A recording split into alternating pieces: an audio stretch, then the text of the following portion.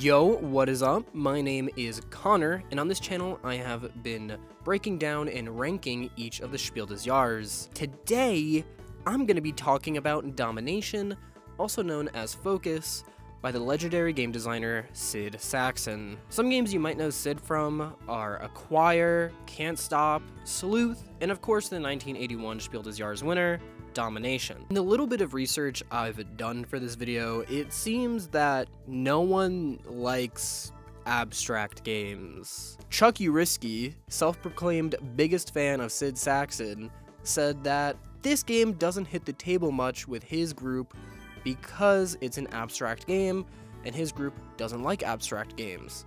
But then again, that was in 2003, so maybe their minds have been changed. In Forrest Bauer's review of Domination, which, by the way, is like one of 4 Domination reviews on the internet, which means that I am a trailblazer. You heard it here first. Icarus Panda only, talking about some real underground games. But anyway, Forrest Bauer had this to say about abstract games. It's a very light, simple, abstract strategy game, which is my least favorite genre. But what about Tom Vassell, our board game journalism overlord? Surely, as a lover of games, he must like abstract games by extension. What does he have to say about Domination by legendary game designer Sid Sackson? Surely he's gonna give it a good shake.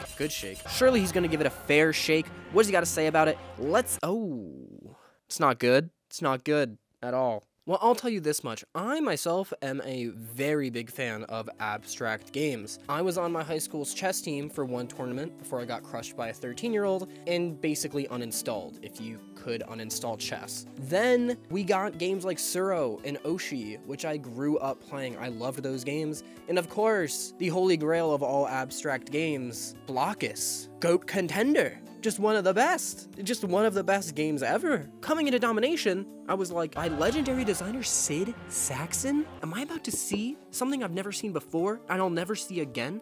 Is this the game of all time? No. Unfortunately, the answer to all of those questions is a resounding no. But in order for you to kind of catch my drift of what I'm going to be critiquing about the game, you're going to have to understand how to play it. Yes, you, the viewer. You're gonna have to understand how to play this silly little game. So really quickly, we're gonna do a how to play Domination any % speed run. Domination, also known as Focus, was released in 1963 by Sid Sackson. It plays 2 to 4 players and takes about 20 to 30 minutes. Board Game Geek will tell you it takes 45 minutes, and if it takes you 45 minutes to play this game, God bless your soul, you might be braver than the troops. Depending on how many players are in the game, you're going to set it up a bit differently. See the pictures to see how the game is set up for 2, 3, and 4 players. Unfortunately, player color actually does matter in this case, as specific colors are only for 3 to 4 players. Yellow and blue both only have 13 pieces, while red and green have 18 pieces. At least in my Milton Bradley copy, there's a billion different editions of this game, and by a billion I mean probably 2 or 3. This is not speedrun friendly anyway. Yes, you could move yellow and blue around, okay? Oh, great. The objective of Domination is to dominate your opponents. You do this by being the only player able to make a move. You can achieve this by being the player in control of all of the stacks in the game, while your opponents also have no pieces in their reserve. On your turn, you can either move a stack or play a piece from your reserve. To move, you can move any one of your single pieces or a stack that has your player color on top of it. You can move a stack up to the number of pieces it has in it. One of your pieces alone can move 1 space, a stack of 2 can move up to 2 spaces, a stack of 3 can move up to 3 spaces, and so on. Whatever you move will always end up on top of whatever you move it onto. When moving, you can move in one of the 4 orthogonal directions. You cannot move in 2 different directions in one move. So for example, you cannot move left and then up, you could only do one or the other. You also don't have to move the full amount that the stack is. but if you move less than that amount, you only move the number of pieces off that stack equal to how far you went. So if you have a 5 stack and you only move 3 spaces, you only move the top 3 pieces of that stack. If you ever end your movement and the stack you've moved has grown more than 5, remove the bottom pieces of that stack until there are only 5 in the stack. If the pieces removed are yours, place them in your reserve, which is on this cute little mantle thing in front of you. If the piece was another player's, it's removed from the game. On your turn, instead of moving a stack, you can place a piece from your reserve. To do this, you can place that piece on top of any empty spot or on top of any stack on the board. If that sounds crazy, it's because it is. But I don't have any moves. You're gonna dominate, no matter what. So in conclusion, players will take turns either moving pieces around the board or placing pieces from their reserve until one player has fully dominated the board and no other players can take any moves.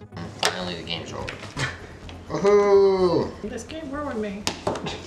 Forever. Sid Sackson was famously quite good at this game. He said himself that he only lost it once to the editor of Games magazine. I wonder if no one's ever beaten him in the game because no one's ever finished it. Domination is kind of a weird one for me because it's a very gamey game, and I like games. I wouldn't say that I dislike playing Domination, but it is quite difficult to ignore the fact that I've never played this game with anyone else and have had them enjoy it. No one I've played this game with has liked it. Domination is so abstract that I think it actually hurts it. On the rulebook of my copy, it says, and I quote, "Domination is as easy as checkers and as challenging as chess, yet with a method all of its own." And I know this was written in the 70s or 80s or whatever, and this most likely isn't meant to be taken literally, but I mean that's pretty fucking bold, right? Unfortunately, neither of those statements come close to ringing true. Domination is not as simple to teach as checkers, and it certainly is not as difficult or broad as chess. After all, I don't see a Twitch domination revolution happening anytime soon. Domination is in this weird in-between where it doesn't feel very good to play, nor really to think about. I'm going to compare and contrast this game with the before mentioned Blockus. In Blockus, your goal is merely to survive. Players place pieces into the game board and continue until only one player is able to make a move. Your next move in Blockus is pretty clear cut. Simply don't lock yourself out. And the beauty of that is that simply not locking yourself out is pretty difficult to do and can create some really interesting choices. With Domination, on the contrary, I've never heard so many people say, "I don't know what I should be doing" in an abstract game ever. And I don't mean in the sense that the players didn't know how to play the game or how it functioned. They quite literally were stating, "I don't know how to further my position in the game." And for an abstract game, I think that is absolutely damning. I don't know what else to do. No, also look, okay, if I do this, you're just gonna do that. Yeah. And if I don't even know what the fuck that was. If I do this, you're just gonna I don't know what the fuck. I don't know what to do. I think the real issue that comes up with Domination comes at the end game, and it has to do with the threat that each stack possesses. Threat is really important in games, and more importantly, the threat that your move can possibly cause has to make for interesting choices. In Super Smash Bros., your attacks literally threaten space.